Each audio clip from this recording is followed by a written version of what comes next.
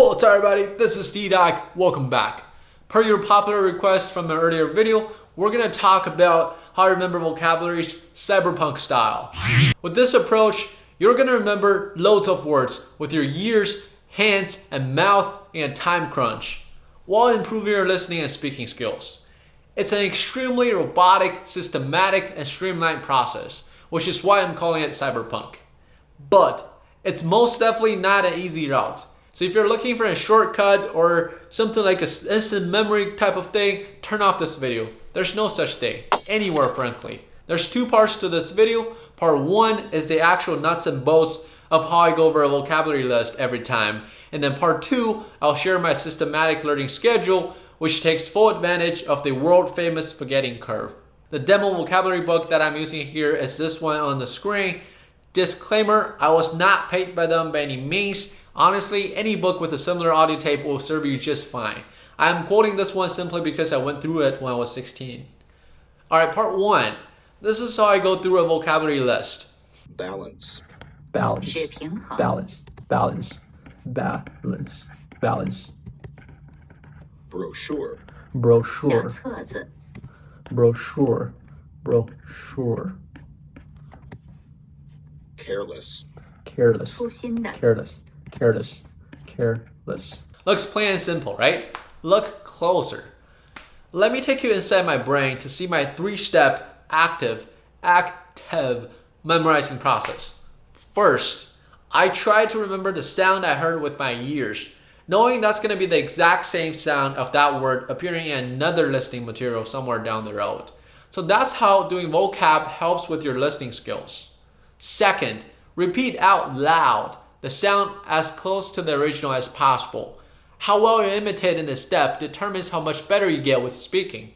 This is a key step that I think a lot of kids are missing. On that note, one thing that strikes me throughout the years is that there's a lot of hardworking students trying to memorize vocabularies in the library where you can't talk. To me, that's like taking away 2 out of the 4 pillars that hold the English language together: speaking and writing. Without pronouncing the word, how do you expect to spell it out with phonics? For those of you hearing about phonics for the very first time, it's basically the most natural and intuitive way of speaking and spelling English.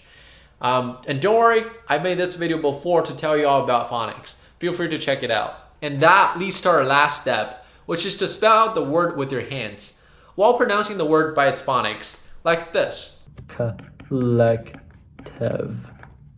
Collective. Conductivity. Conductivity. Conductivity. I will keep writing until the audio skips over to the next word.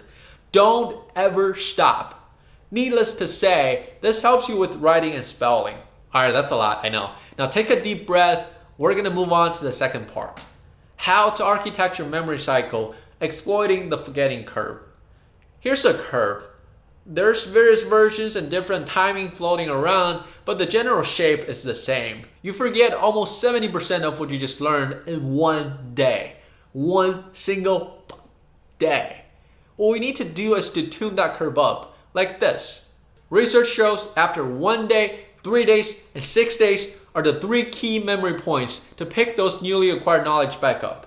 So I will go back to repeat the exact same workflow in part 1 on the same vocabulary list after 1 day, 3 days, and 6 days.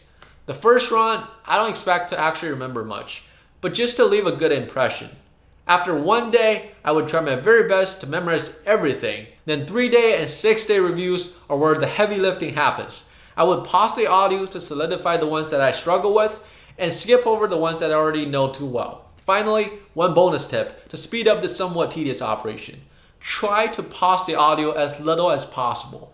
This ensures that you're on track of finishing the book at a steady speed and not wasting time on words that you're going to forget soon anyways, especially during the first 2 runs. I used to spend 2 to 4 hours a day doing this for like 4 months. The audio for each list is about 5.5 minutes long. With pauses, I would consider them about 7.5 minutes long. That means I can go through 16 lists a day in just 2 hours.